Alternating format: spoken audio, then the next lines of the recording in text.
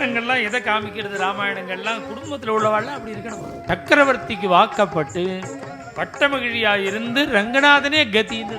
நாம பக்கத்தில் இல்லாத பொழுதே நமக்காக இப்படி நம்முடைய க்ஷேமத்துக்கு பகவான்கிட்ட பிரார்த்தனை பண்ற அம்மாவுக்கு நாம என்ன பதில் பண்ண முடியும்?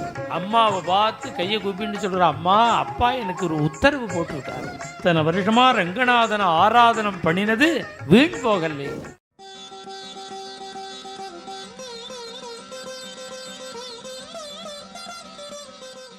கிண்ணு சித்தம் மனுஷா பழைய பரதனா வந்திருக்கானா இல்லை அந்த ஒரு சம்ஸ்கார பலத்தில் வரப்போறானா? மனசு எப்படி இருக்குன்னு யாருக்கு தெரியும்? அனித்யமிதி மே மதிஹி. அதனால சொல்ல முடியாதுப்பா மனசு எப்படி இருக்கும்னு. அதனால எனக்கு இப்போ கவலைப்படுறேன். அப்பா கவலைப்படாதீங்கோ, எல்லாம் வச்சபடி நடக்கும்னு அப்பாவை சமாதானப்படுத்திட்டு நேராக அம்மாட்ட போகிறேன். அம்மா கௌசல்யை பார்க்க போனால் எப்படி இருக்கா கௌசல்யன்னா? புராணங்கள்லாம் எதை காமிக்கிறது? ராமாயணங்கள்லாம் குடும்பத்தில் உள்ளவாள்லாம் அப்படி இருக்கணுமா? எப்படி இருக்கணும்? நான் பார்க்க போனால் அங்கே அவள் வந்து சீட்டு விளையாடின்னு இருந்தா, அதை பண்ணுது. பொம்மநாட்டிகளுக்கு நிறையா இதெல்லாம் இருக்கே. இப்போ நமஸ்காரம் பண்ணணும்னு தோணும். அம்மாவுக்கு நமஸ்காரம் பண்ணணும், அப்பாவுக்கு நமஸ்காரம் பண்ணணும்னு சாஸ்திரம். இவள் நமஸ்காரம் பண்ணுற மாதிரி அவள் இருக்கணுமா வேண்டாமா?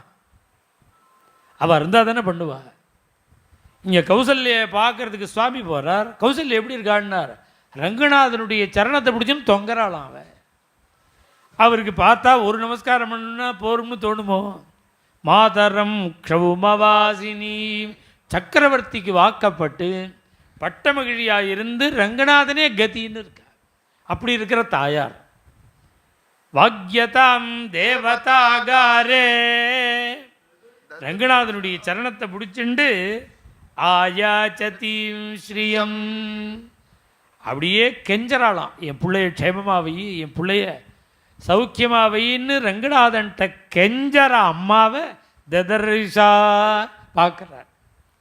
நாம் பக்கத்தில் இல்லாத பொழுதே நமக்காக இப்படி நம்முடைய க்ஷேமத்துக்கு பகவான்கிட்ட பிரார்த்தனை பண்ணுற அம்மாவுக்கு நாம் என்ன பதில் பண்ண முடியும் அப்படின்னு சுவாமி கண்ணில் கண்ணீர் வந்து கொடுத்தோம். உடனே அம்மா போய் நமஸ்காரம் பண்ணுறா. அம்மா எப்படி இருக்கான்னு கெஞ்சி விட்டு, பிராணாயாமேன புருஷம் தியாயமானா ஜனார்தனம். ஸ்திரீகளுக்கு பிராணாயாமம் கிடையாதுன்னு சொல்கிறாளோன்னு சில பேர் சொல்கிறா. ஸ்திரீகளுக்கு பிராணாயாமெல்லாம் கிடையாது, விதிக்கல்லேன்னு. ராமாயணம் தான் பிரமாணம்.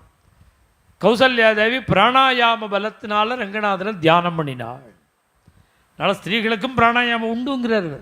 பிராணாயாமேன புருஷம் தியாயமானா ஜனார்தனம். பகவானை தியானம் பண்ணிட்டு இருக்கா ரங்கநாதனை. போய் சுவாமி நமஸ்காரம் பண்ணினார். எழுந்து நின்னார் ராமர். அம்மாவை பார்த்து கையை கூப்பின்னு சொல்கிறார், அம்மா அப்பா எனக்கு ஒரு உத்தரவு போட்டிருக்கார்.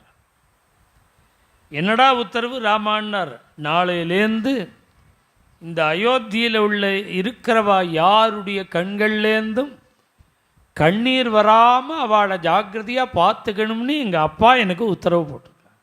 அம்ப பித்ராணி யுக்தோஸ்மி பிரஜாபாலன கர்மணி பவிதாஸ்வோபிஷேகோ மே யதா மே சாசனம் பிதுகு. எங்கள் அப்பா எனக்கு இப்படி உத்தரவு போட்டிருக்கார். எனக்கு பட்டாபிஷேகம், நாளைக்கு பட்டாபிஷேகம் பண்ண போகிறார்னு சொல்லலையாம். சுவாமிக்கு அதுவே லஜ்ஜையாக இருக்கா.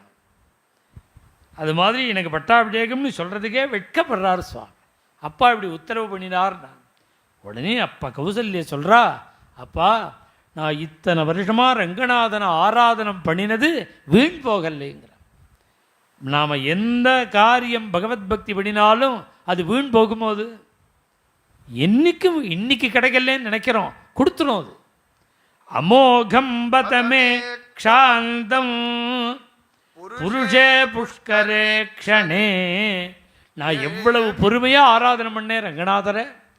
அப்படி ஆராதனம் பண்ணினது இன்னைக்கு வீணாவே போகலடா.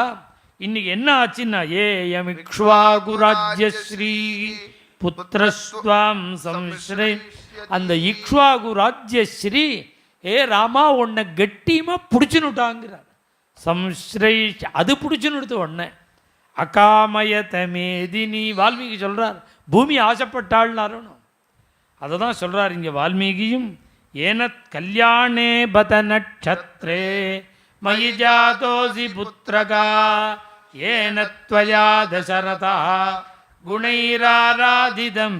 நல்ல காலத்தில் எனக்கு நீ பிள்ளையா பிறந்தையே 60,000 வருஷம் புத்திரபாகியம் இல்லாத எனக்கு இப்படி ஒரு சத்புத்திரன் நீ கிடைச்சையே ரங்கநாதருடைய கிருபையினால் நான் அவனை ஆராதனை பண்ணினது வீண் போகலடா ராமா, உனக்கு பட்டாபிஷேகம் பண்ணுறார், எனக்கு பரம சந்தோஷம்னு சொல்லி உடனே கௌசல்யாதேவி என்ன பண்ணா, நான் எல்லாரையும் கூப்பிட்டு பிராமணரெல்லாம் வர சொல்லி தோரணம் கட்டி பந்தல் போட்டு கோலம் போட்டு யதேட்டமாக தானம் பண்ண ஆரம்பிச்சுட்டாளாம்.